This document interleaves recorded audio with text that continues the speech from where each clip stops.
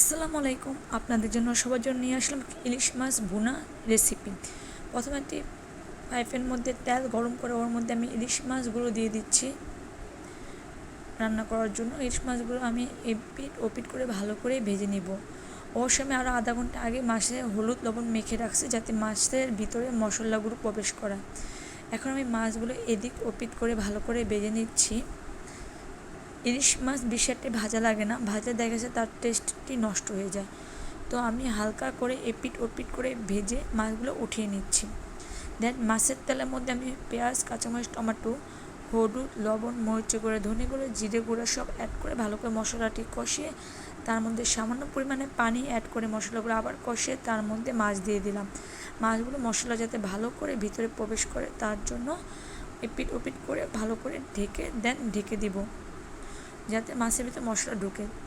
মাছটা অনেকটাই হয়ে এসেছে, এখন তার উপরে আমি জিরে গুঁড়া, ধনেপাতা দিয়ে আর কিছুটা সময়ের জন্য ঢেকে রাখবো যাতে মাছের একটি সুন্দর কালার চলে আসে এবং আমার যে পরিমাণ ঝোল দরকার সে পরিমাণ ঝোল রেখে দেন আমি অফ করে দেব।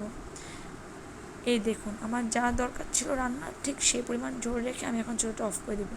কেমন হয়েছে আজকে ইলিশ মাছ ভুনার রেসিপিটি অবশ্যই বলবেন, সাথে থাকবেন। ধন্যবাদ।